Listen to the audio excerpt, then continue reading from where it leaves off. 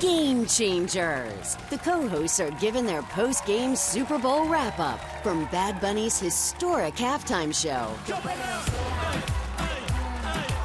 to Kid Rock's conservative counter-programming and commercials catching up with old friends. Plus, the Trump administration remains defiant after the president posts a racist video about the Obamas. Mr. President, a number of Republicans are calling on you to apologize for that post. Is that something you're going to do? No, I didn't make a mistake. Then, Kentucky Governor Andy Beshear on his call to pull ICE out of major cities, helping Democrats draw up a battle plan for the midterms, and being on his party's short list for the 2028 presidential election. Plus, an all-new View Your Deal. Here come Hot Topics with Whoopi, Sarah Haynes, Joy Behar, Anna Navarro, Sunny Hostin, and Alyssa Farah Griffin. Now let's get things started.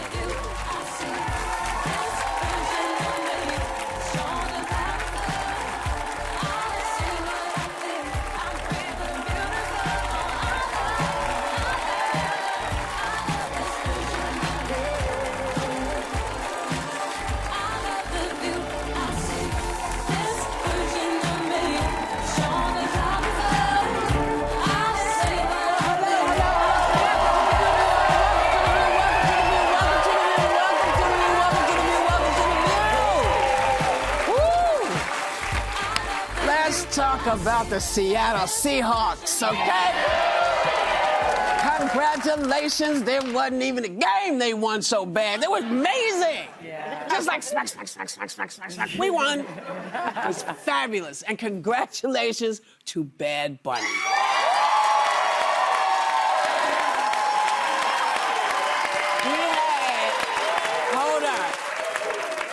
He had more than 130 million viewers tuning into one of the most anticipated halftime shows in the history of the Bowl. Check it out. Mucha novia, hoy tengo una, mañana otra. Hey, hey, hey, 4 de julio fue el de July. Ando con mi prima borracha Rulay. Los míos en el Bronx, ¿sabes la que hay? Con la nota en high, por Washington high. Hey, hey, pido con mi corillo que somos un montón. Welcome to the canción. United States, Canadá. Amanuela, mi padre, Puerto Rico. Seguimos aquí.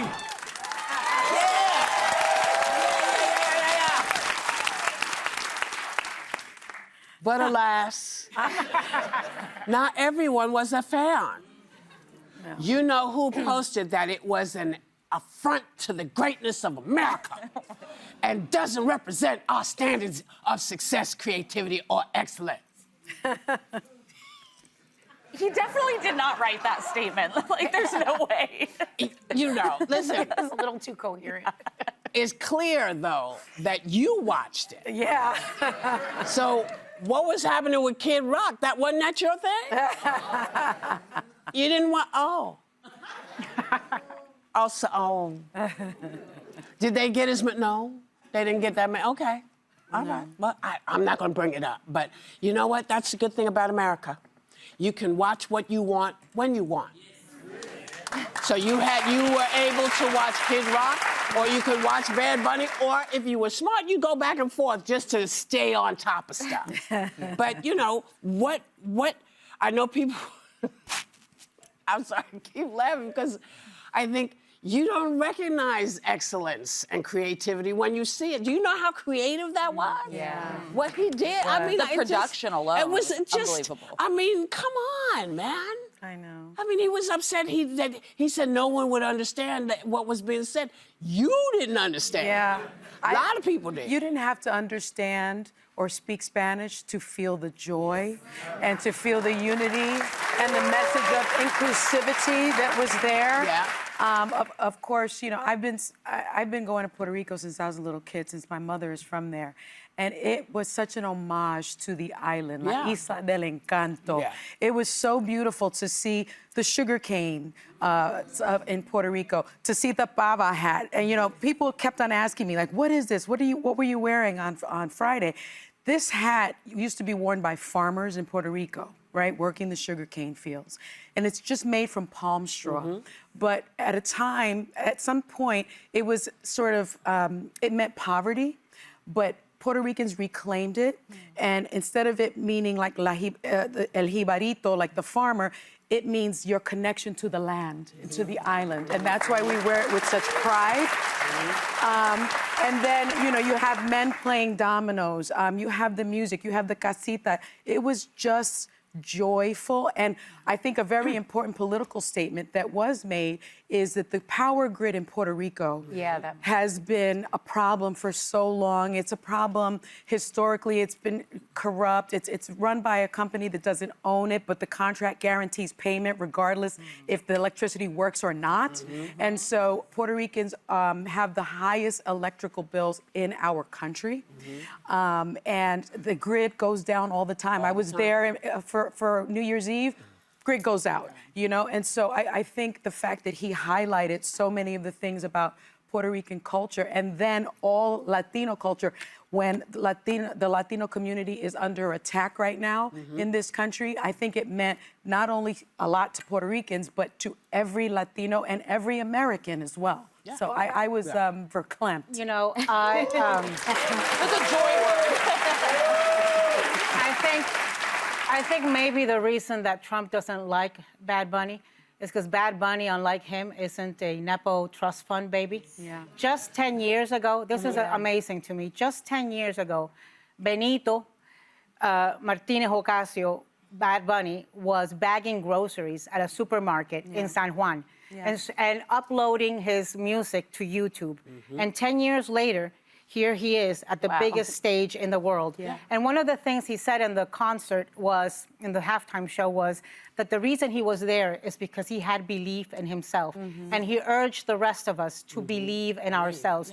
And every time Bad Bunny has gone on stage, from the very beginning, when he started getting awards, when he started going to concerts, he always thanked the Latino community that was behind him. And last night, he delivered. Every time he's gotten asked how you feel about the Super Bowl, the word that came out of him was grateful. I gotta tell you, when I saw Ricky Martin come out there, and I mean He looked good too. When I saw Ricky, and he was singing the most poignant song, which is about, I don't want for Puerto Rico to go through what Hawaii has become. Cuando Ricky se sole, ese lelolai, por poco me da algo. But he was, I really can't. And there were so many people texting me yesterday on my timeline who told me they were weeping.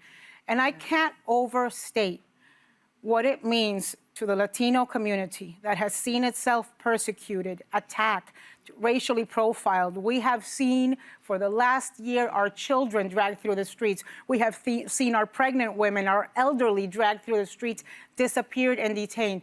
To have Bad Bunny use that platform to say, do not otherize us. We are all part of America, and we are all equal, and we all belong, and love is stronger than hate. That's the thing. To have him give that little Grammy, the Grammy to the little boy that represents, there's 3,800 children in detention centers right now. So the different symbolisms of, you know, of having Ricky there, who's part of a different generation, but knows what it's like to go around the world without losing his heritage, always knowing where he comes from, being proud of his roots.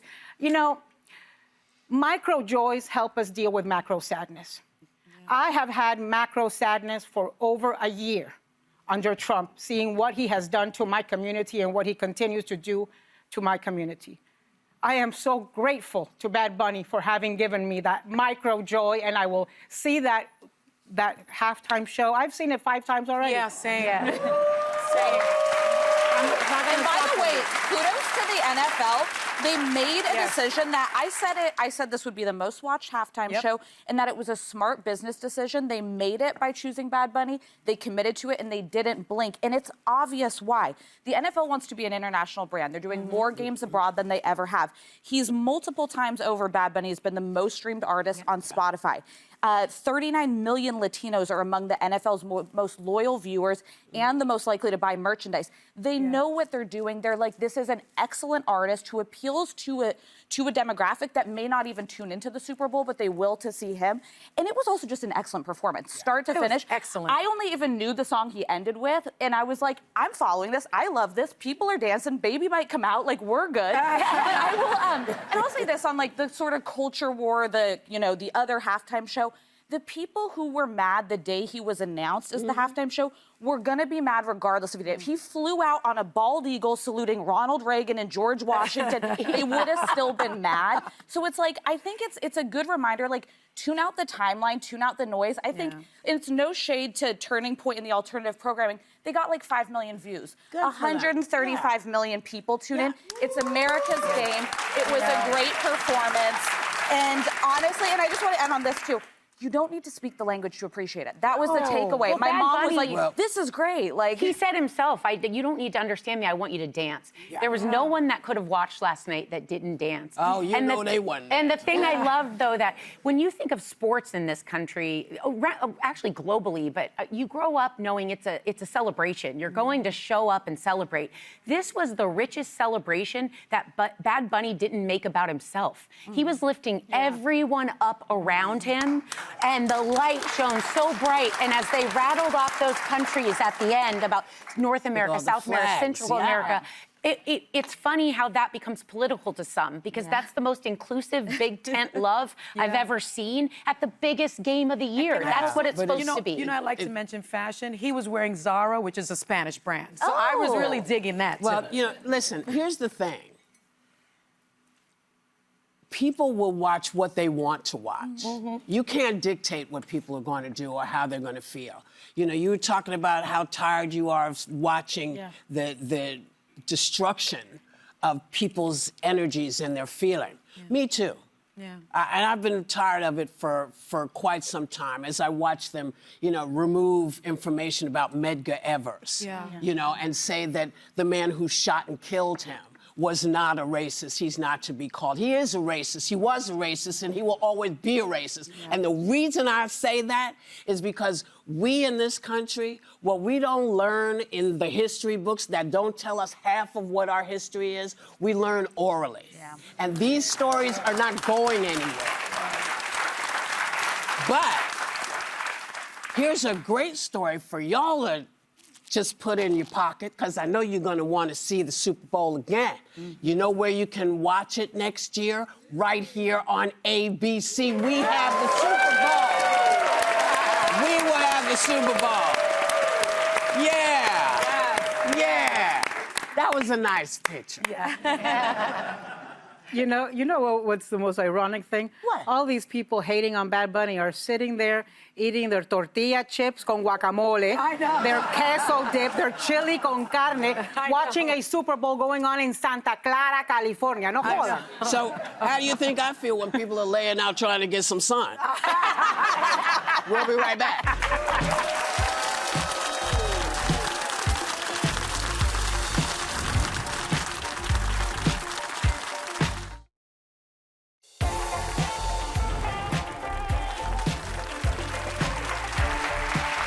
Welcome back. Well, you know who in his administration spent the weekend defending that racist post about the Obamas.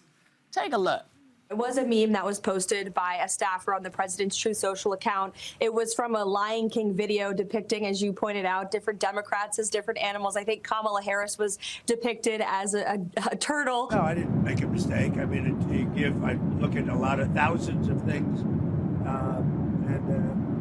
I looked at the beginning of it. It was fine. Nobody knew that was at the end. If they would have looked, they would have seen it, and probably they would have had the sense to take it down. And he is serious. And here was the response from Democrats and Republicans on Capitol Hill. Take a look. He should absolutely apologize. He's gone too far. It was a disgusting video, and the president was rightly and appropriately and forcefully denounced by people all across the country. Sometimes it's just best to say, I'm sorry, and do better. I tell my children all the time that an apology is only meaningful if you have no intention of it happening again. And I think that there is no one who truthfully believes that Donald Trump has no intention of making these kind of statements or, frankly, these kind of actions again. Mm-hmm.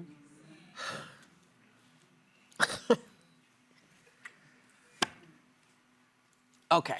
So, was anyone surprised that there were Republicans who were saying this is awful? I mean, I wish it was more forceful. I do appreciate Katie Britt, Senator Tim Scott, Mike Lawler, and others. There was actually one of the wider denunciations, but there also has to be consequences. That's what I don't understand. I mean, at this moment, there's another conversation happening about Olympians who have been interviewed and expressing, we don't really feel comfortable what's happening in the U.S. We're still proud to represent it. And they've been called losers and attacked. I would say you're embarrassing America on the world stage far more by posting this about our first black president, first black first lady, than anything an Olympian could say on the world stage. And I wish there was more self-reflection.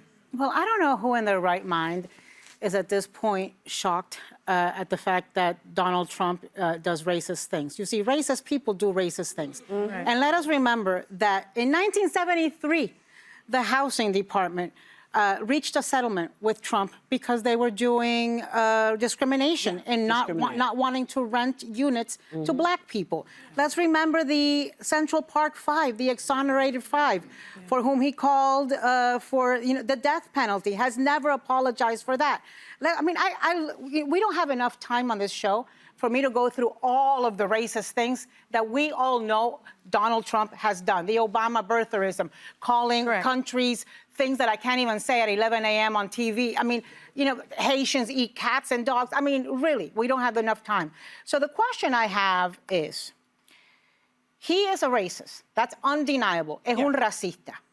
At what point do his followers and his base either accept that he is a racist and they are supporting a racist, or that they themselves are okay with racism?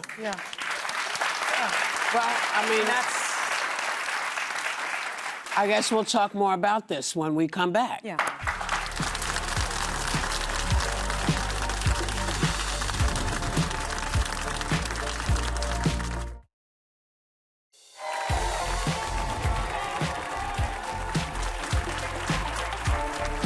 back. We were talking about who's racist post of the Obamas.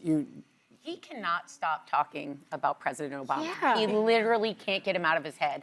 And I'm okay with it. Like, let him live rent-free in there, because maybe he'll start to use him as an example of sorts. But he said, President Trump said, this video was posted at 11:44 p.m., and he said he had given it to his social team. Who's sending anything to their social team at almost midnight? And this is standard issue Trump, to do something extremely offensive, to let everyone react, and then to do nothing to apologize. But I echo Governor Moore. If you're not going to change the behavior, I don't want your empty apology. We all know where you stand on this issue, and you've been very literal and blunt about it. So we see you. We always have. And I mean, it's just not shocking anymore. I agree. The Obamas live rent-free in his head because he knows he will never be excellent. He knows he will never have half of the class that they have. He knows that he won't have the marriage that they have. That is why they live rent-free in his head. He will never have a Nobel Peace Prize. He will never have the Nobel Peace Prize. He will just never have the swag that President Obama has. He will never have the popularity that President Obama has. And that's what he wants. He's a just deeply small man. But what I also say is, I would have maybe a smidgen of respect for him if he just said, yeah, I posted it, so what? Yes, I posted it. But to blame a staffer instead of taking accountability is also classic Trump. And, he's really good at firing people, right? We saw him on The Apprentice. You fire, you fire, you fire, you fire. When he fired Omarosa, they led her out of the White House. Where is this alleged staffer that posted this? Why is there no accountability? Why isn't that person being, dragged out and fired? And so I don't believe that anyone did it. I think that anyone else did. I think he did it. And then finally, it's him. He did it. You know you did it. And he's not taking accountability. I'm taking a small bone to pick with you all. Yeah. Not you all. I was going to say, what did I do? Yeah. You know, I don't know why you feel the need to poop on everything, but The Lion King is a great kids' film. Yeah. Full of all kinds of amazing characters. And the idea that you think posting something that isn't from really The Lion King. Are there apes in The Lion King? There are not apes in The Lion King. Yeah. And I just would like y'all at least once in your administration to check your facts. Check your stuff. Yeah. You know, just check. And I know it's dumb. I know it's ridiculous. But because I was in The Lion King, I just feel like y'all could do a better job. And, you know, apparently in this longer version of the thing, they have me as a hippo. Yeah. Oh, yeah. You know. Were there hippos in The Lion King? No. Wait. And the funny thing is, they have him as a very virile, healthy-looking lion. Have you seen Donald Trump lately? Those paws should have been bruised. Just be aware, you know. Hippos will kill you faster than a lion. That is true. Yeah. In the wild, that's true. hippos lay on you and you're gone. Yeah. No, they chase you. They chase you. They'll do stuff. Fast. It's a terrible thing. Don't do that. If you're gonna make fun of folks, just make your own stuff. And admit it. Admit that you and did admit it. that you did it. Listen, you know, we talk about you every day. Aren't you tired of it? We'll be right back. Yeah.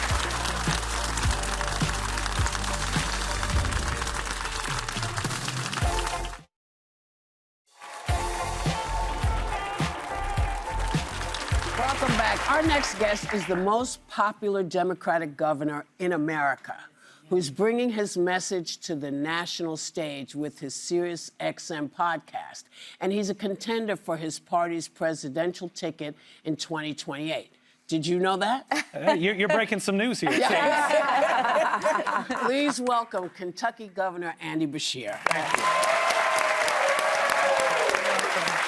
So you were on the short list for Kamala Harris's VP pick in 2024. You're frequently mentioned as a Democratic political contender because you found a way to do the seemingly impossible, run and win 3 times in deep red Kentucky. Mm-hmm.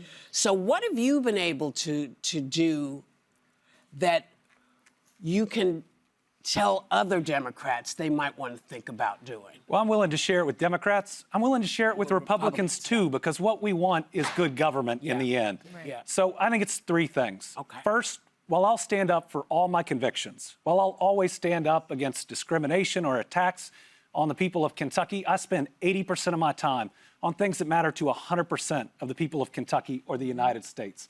Things like good jobs, accessible health care, safe roads and bridges, safe communities, making sure that what I do every day makes life better for Democrats, Republicans, independents, just everyone. The second thing I try to do is talk like a normal human being. Mm-hmm. We've allowed advocacy speak, which was created for the right reasons, but I don't think you change stigma by changing words. I think you change it by changing hearts. Yeah. And so, you know, in my state, we've lost a lot of people to overdoses, but no one's ever said they lost a loved one to substance use disorder. Yeah. They say addiction. Yeah. When we talk about the big, ugly bill and the cuts that it makes to SNAP, that's about hunger, not food insecurity. Or there's a new one, and it's justice-involved population. Yeah. And we have more second chance opportunities in Kentucky. We believe that makes us safer in the long run, but our inmates call themselves inmates. Yeah. And then I think the last piece is Democrats are really good about the what. We get down on point 3, bullet point 4, subpoint I. But we rarely talk about the why. People want to know what drives us, especially in a world with social media where everyone's looking for the next authentic thing. For me, that's my faith. Most of the decisions I make are based on that golden rule that says we love our neighbor as ourselves, and that parable of the Good Samaritan that says everyone is our neighbor.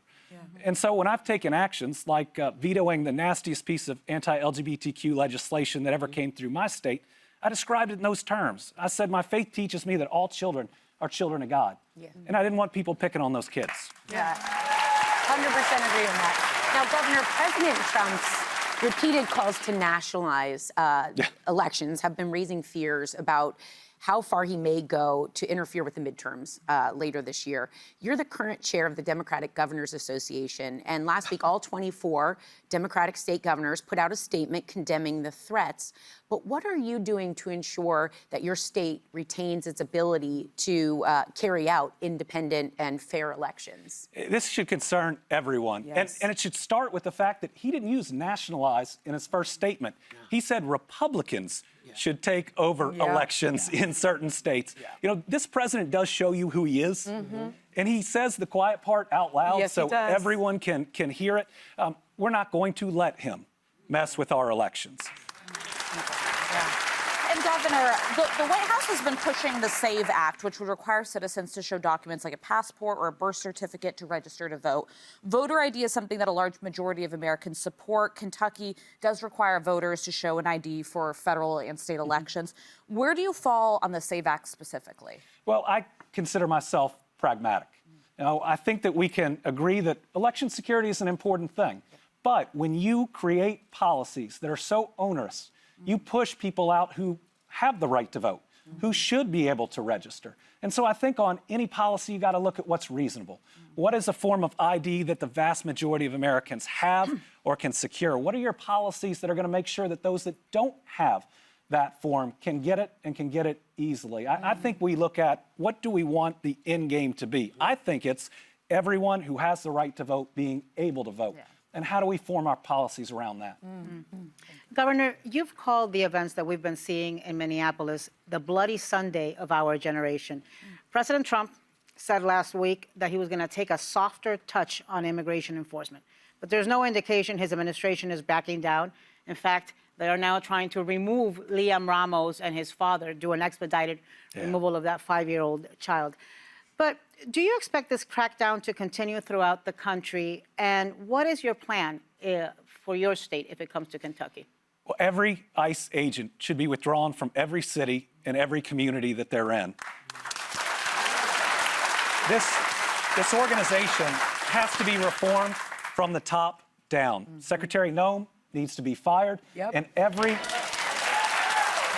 agent needs to be retrained. I mean, I was Attorney General in Kentucky, the top law enforcement official. The aggressive actions of ICE you don't see with any other law enforcement group anywhere. The idea that you don't need a judicial warrant to storm into the home of an American is just wrong. And we've got to make sure that this organization, in the way that it acts, is going to respect all of our rights. There is a body count of American citizens right now because of the actions of this agency. That should be enough to say we're going to take a pause, we're going to pull everybody back, and we're going to try to get it right. I hope that happens. Governor, the annual National Governors Association meeting is set to take place later this month, and it's usually a bipartisan meeting of governors all across the country. President Trump has decided only to invite Republican governors to this meeting, and then he's hosting a separate bipartisan dinner at the White House, and he did not invite the only black governor in our country, Wes Moore, and Jared Polis for some reason. Do you intend to be there for the dinner? No, I ain't going.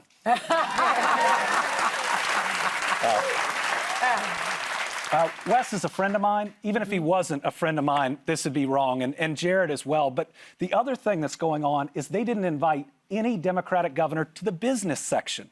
And this is when we try to get together and move the country forward where we can agree. And if he's not going to invite us to the business section, I'm not going to go to dinner, the social section. You know, my job is to get things done for our people. And so they will be without me in both of those. Well, Governor Andy, maybe you should just have your own governor's thing and invite all the other governors and do a separate thing from his gathering. I would love that, and I'd love to see how many Republican governors come. How many will put being the head of their state first. Because what we're seeing right now is people that put being a Democrat or a Republican ahead of being an American. Yes. And we've got to see that change. I like that. All right. Our thanks to Governor Andy Beshear. You can catch new episodes of the Andy Beshear podcast wherever you listen to podcasts and Saturday mornings on SiriusXM Progress. And don't miss a special live episode tomorrow at noon Eastern. And we will be right back.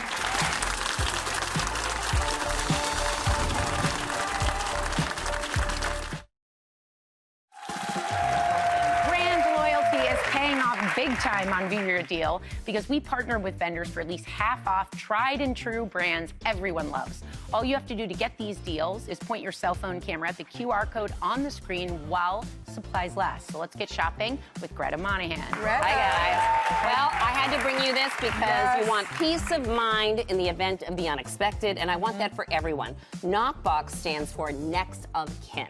So if you or a loved one suddenly became injured, ill, incapacitated, or you just had to run from the house with all your things, would you know where to find it all? Because there's a lot of stuff that we collect and we need. Right. So this is a system of checklists, covers mortgage papers, bank accounts, passwords, vehicles, all of it, insurance policies, car loans, titles, storage unit locations. You could put keys in the actual key system envelopes. It's pretty incredible how they give you a step-by-step guide to organize everything that's important in your life. Exactly. And you know what? When it's done, you go have fun. That's right. I brought you 3 models to choose from. We did it for my family in December. I bought Knockbox. I bought them all because I wanted us to be set up and just worrying about the good stuff. Yeah. Save half off today with our deal. This is a must-have. That's a good one. All right. Well, you know how we love Laura Geller. From eyes to lips, Laura Geller's formulas are just proven. She makes the entire brand for women like us. And I know that you guys love the powder as much as I do. But I have to show it off. We've got a new cream palette that is the best of the best. Whoa. This is it. This is full face. It's all cream. Yes, all cream. So because you want that glow. You don't, it's never going to give you that dry, dehydrated look. You're getting that great quality formula from Laura Geller. You've got blush, highlighter, and bronzer all in one, so you look like you went on vacation even if you didn't. And those formulas melt into your skin. That is what she's known for an ageless glow. So I've got all your cult classics too. I will definitely be getting my baked and I love all of her classics. Everything here today is at least 50% off, but also free shipping. Okay. Wow, and with Sparkle, I know you guys love the shine and the sparkle from Sterling Forever as much as I do. So you started me on this, Sunny, the style of the tennis necklaces day or night. I love. I mean, this whole collection, you put it on with, and you mix it in with your fine. Look at her with that big rock. Complete your look with the rings are the earring stacks, the ring stacks.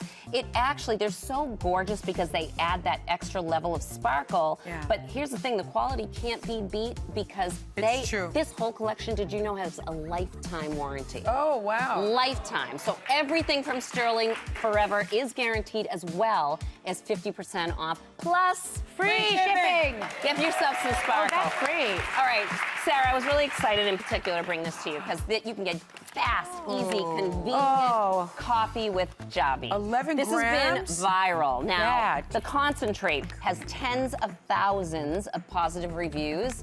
You can make any style coffee that you love without going and paying for it, hot or cold at an expensive coffee bar, and it tastes delicious. No coffee maker needed. Each bottle gives you up to 35 servings. So think about the time and the money savings right there. And they taste protein. incredible. This is 10 grams the of protein I wanted to share with you because the protein coffee blends are incredible. They have 105 milligrams with 10 grams of protein per serving. And you get that dose of protein, which we all need. So this is just creamer. You just put so you put it in. Drinker, you can actually put a scoop in. You can do it with any milk you like or milk alternative. You can do it with water. Prices are slashed in half. Plus, we get free shipping. Load up on these. My son loves coffee, so I want to get him a healthy alternative. Yes. Now, no one would ever know that this beautiful, sweet, little sparkly heart is actually a serious self-protection product. This has an ear-piercing alarm. With one quick push of the button, 125 decimal sound alarm is going to go off. Yes. And it is intended. So you'll never hear again, but you'll be safe. I actually gave this to my daughter when she went away to college. I bought these for all my nieces, nephews, also commuters, nurses, anybody going out in the morning, going on the subway or in their car. Honestly, it also has an LED. I wanted to point this out, a little LED flashlight, which comes in handy, like when you go into your car at night. It just makes you feel safe. The oversized clasp makes it so you can transfer this easily on from bags and backpacks, whatever you're carrying. Great for travel, Have it in every bag. I also have available, because we're all about safety, first aid kit, a car, escape hammer. So take a look online. There's so many things we need, but we don't realize we need. Save half off today on everything. And this is pretty. Yeah. Look at it. Now, you know, as a salon owner, I've always got to bring the beauty because I love beauty. And this is one of the things my stylist and also the world of salon is buzzing about, because this gives you a range of style with one hot tool. Wavy This is 8th grade for me right here. Wavy Talks Curl Maker is a rotating curling iron with 3 different interchangeable attachments, so you can get all different ranges from super curly to wavy to loose waves, and it will actually, it's also great for your hair. They have a great heat sensitive, the barrels are really healthy, they don't pull at your hair or singe your hair. You can travel with this. Yes, you can, and it's the other one that I love. It's like a cool shot. You can have the little brush to do easy styling, so it doesn't matter what your skill level is. You don't have to be a hairdresser like me. Your hair can look salon worthy with all of it. I love the jet brush. I love the iron, and that you can do straight or wavy.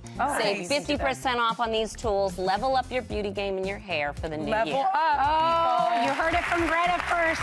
Thank you, Greta. As usual, the clock is ticking. You have 24 hours to get these amazing deals at viewyourdeal.com. And members of the studio audience are going home with gifts from Laura Geller Beauty and Jabby Coffee. We'll be right back.